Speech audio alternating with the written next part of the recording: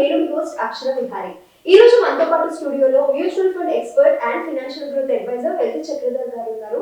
సార్తో మాట్లాడదాం. Hello sir. Hello అండి. సార్, ఇది మనకి వన్ ఆఫ్ ద వ్యూయర్ అడిగిన క్వశ్చన్. మ్యూచువల్ ఫండ్స్ లో ఇన్వెస్ట్మెంట్ చేయడం మధ్యలో ఆపేస్తే ఎందుకని ఫండ్ యొక్క పర్ఫార్మెన్స్ పడిపోతుంది అని అడిగారు. మీరేం చెప్తారు? యాక్చువల్గా ఒక ఫండ్ ఏదైతే ఉంటుందో ఆ ఫండ్లోకి రన్నింగ్గా ఫండ్ రావాలి. ఇప్పుడు చూడండి, ఫండ్లో ఎప్పుడు కూడా క్యాష్గా మెయింటైన్ చేయరు. వచ్చిన ఫండ్ వచ్చినట్టుగా స్టాక్స్ కొనేస్తారు. సో సపోజ్ ఒక ఫండ్ హౌస్ ఒక ఫండ్లో ఏదైనా తీసుకుని నిప్పాన్ గ్రోత్ ఫండ్ కానివ్వండి, నిప్పాన్ స్మాల్ క్యాప్ కానివ్వండి, ఏదైనా ఒక ఫండ్ తీసుకుంటే ర్యాండమ్గా ఆ ఫండ్లో ఉన్న ఎంతైతే కార్పస్ ఉంటుందో అంత కార్పస్ పెట్టి వాళ్ళు స్టాక్స్ కొనేస్తారు. ఫర్దర్గా ఎప్పుడైతే ఫండ్స్ వస్తుంటాయో లైక్ ఎస్ఐపి రూపంలో కానీ అలా ఫండ్స్ వస్తున్నప్పుడు ఆ వచ్చిన ఒక్కొక్క ఫండ్ తోటి ఆ రోజు మార్కెట్లో ఏదైతే తక్కువ రేట్లో ఉందో, మార్కెట్లో మంచి పేజ్లో ఉందో దాన్ని స్టాక్ కొని ఉంటారు. అలా కొనేటప్పుడు ఫండ్కి ఎటువంటి ప్రాబ్లం రాదు. ఫండ్ గ్రోత్ కూడా బాగుంటుంది, రిటర్న్స్ జనరేట్ చేస్తుంది, బాగానే జనరేట్ చేస్తుంది. అయితే చూడండి, ఒక టైంలో 2 రకాల ఫండ్స్ ఉండేవి.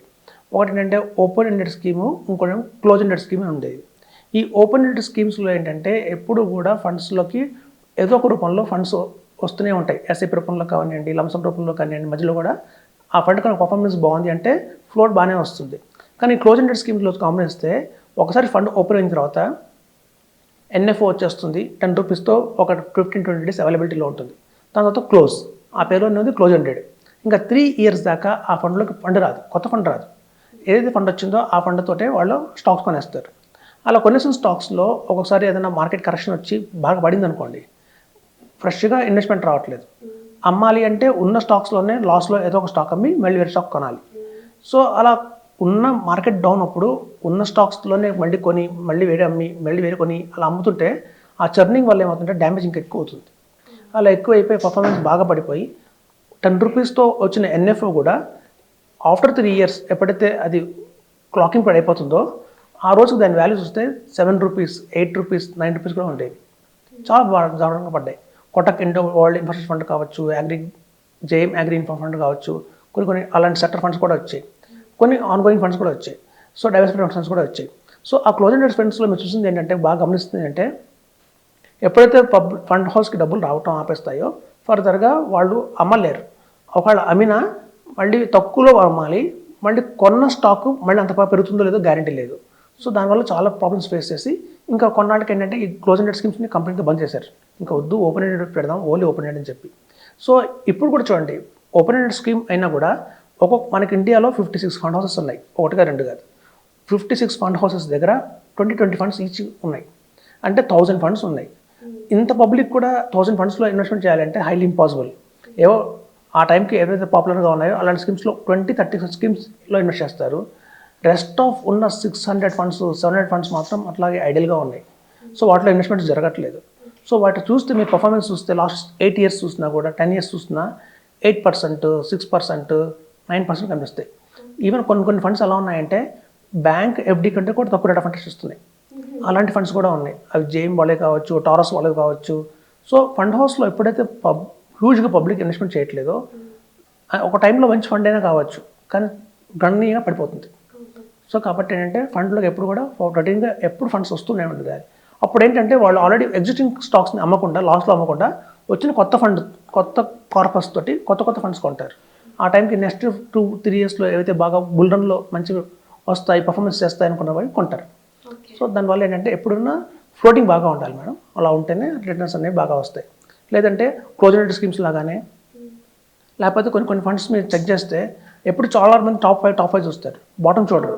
అలా బాటంలో చూస్తే మొత్తం ఆ ఒక కేటగిరీలో అన్ని ఫండ్స్ ఉన్న అన్ని ఫండ్స్ చూస్తే ఆ బాటమ్ ఫండ్స్ మీరు సిఈజర్ చూస్తే అవి ఈవెన్ 6%, 8%, 9% ఫండ్స్ మీకు 100లో కనిపిస్తాయి. 100లో అంటే ఇప్పుడు ఫర్ సపోజ్ 600 ఫండ్స్ ఉన్నాయనుకోండి, 600 ఫండ్స్ గురించి తెలుసుకోవడం కంటే టాప్ బెస్ట్ 5 చూస్ చేసుకుంటే బెటర్ అని అనుకుంటారు. కానీ ఆ బాటంలో ఉన్న ఫండ్స్ ఒకటప్పుడు టాప్ 5లోనే ఉండేవి. అవి గ్రాడ్యువల్గా పడిపోతూ ఇలా వచ్చాయి. ఇప్పుడు చూడండి, 2021లో జూన్ 2021లో టాప్ 5 కొడితే కొన్ని కంపెనీలు వచ్చాయి. వెరా యాసెట్ అని, కెనరా రిబికో అని, జేఎం ఫైనాన్షియల్స్ అని అలా వచ్చాయి. వాళ్ళు 2023 కొడితే అవి బాటంలోకి వెళ్ళిపోయి ఆ పైకి అప్పటిదాకా కింద ఉన్న నిప్పాన్ ఇండియా, మోతిలాల్ ఓస్వాల్ మళ్ళీ పైకి వచ్చాయి. సో మీరు ఎప్పుడు 3 ఇయర్స్ హారిజన్లో తీసుకుంటే కనుక ఒక 30 స్టాక్ ఫండ్స్ సెలెక్ట్ చేసుకుంటే large and mid cap category కావచ్చు, మిడ్ క్యాప్ కేటగిరీ కావచ్చు, ఈవెన్ స్మాల్ క్యాప్ కేటగిరీ కావచ్చు. చాలామంది అనుకుంటారు నిప్పాన్ ఇండియా గ్రోత్ ఫండ్ ఇప్పుడు చూస్తే సిఏజిఆర్ 30% ఉంటుంది, 29% ఉంటుంది అనుకుంటున్నారు. కానీ వీళ్ళు 2021లో కనుక నిప్పాన్ ఇండియా గ్రోత్ ఫండ్ తీసుకొని చూస్తే దాన్ని స్టడీ చేస్తే ఈవెన్ 10 years 15 years ఆ టైం ఫ్రేమ్లో ఆరిజిన్లో కూడా అది 14% సిఏజిఆర్ కూడా లేదు, 12% సిఏజిఆర్ కూడా లేదు. సో కాబట్టి ఒక బియర్ మార్కెట్లో మనకు వస్తే కంటిన్యూస్గా 3 years బియర్ మార్కెట్ వస్తే మాత్రం స్మాల్ క్యాప్ ఫండ్స్ కానివ్వండి, మిడ్ క్యాప్ ఫండ్స్ కానివ్వండి గణనీయంగా పడిపోతాయి.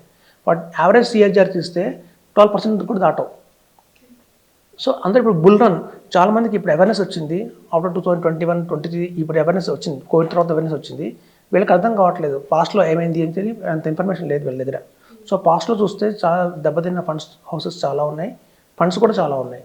సో ఏవైతే బియర్ మార్కెట్ అంటారు కంటిన్యూస్గా కనుక ఫ్లాట్గా పడిపోతే ఒక 3 years కనుక కంటిన్యూస్గా బియర్ మార్కెట్ వస్తే మాత్రం ఈవెన్ మనం అనుకున్న పాపులర్ ఫండ్స్ ఏవైతే ఉంటాయి, ఎస్బీఐ స్మాల్ క్యాప్ కావచ్చు, నిప్పాన్ ఇండియా గ్రోత్ ఫండ్ కావచ్చు, నిప్పాన్ ఇండియా స్మాల్ క్యాప్ కావచ్చు, ఇవన్నీ యావరేజ్ తీసుకుంటే అవి 12% 14% కంటే కూడా లేవు. సో ఇప్పుడు ఎస్బీఐలో కూడా చాలా ఫండ్స్ ఉన్నాయి. బిలో మన నెక్స్ట్ ఎపిసోడ్లో మనం తెలుసుకుందాం దాని గురించి వివరంగా. సో బెంచ్ మార్క్ అంటే ఏంటి, యావరేజ్ ఏంటి అని తెలుసుకుందాం, దాని కొంచెం ఐడియా వస్తుంది. Okay sure sir, thank you so much. ఇప్పుడు ఎవరు మ్యూచువల్ ఫండ్స్లో ఇన్వెస్ట్ చేయాలనుకున్నా వాళ్ళందరికీ మ్యాక్సిమం ఆఫ్ ద పీపుల్కి డౌట్ వచ్చే ఉంటుంది.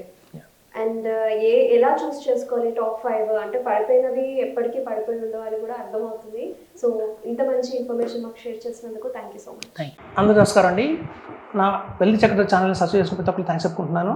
అలాగే నా వెల్లి చక్ర ఛానల్లో మనం స్టాక్స్ గురించి, మ్యూచువల్ ఫండ్స్ గురించి, రియల్ ఎస్టేట్ గురించి, హెల్త్ ఇన్సూరెన్స్ గురించి ప్రతి ఒక్కరికి ఉపయోగపడే సబ్జెక్ట్స్ని మనం తీసుకొస్తున్నాం. కాబట్టి అది మీకు, మీ ఫ్రెండ్స్కి, మీ రిలేటివ్స్కి ఎంతో ఉపయోగపడుతుంది. కాబట్టి లైక్ చేయండి, సబ్స్క్రైబ్ చేయండి, షేర్ చేయండి.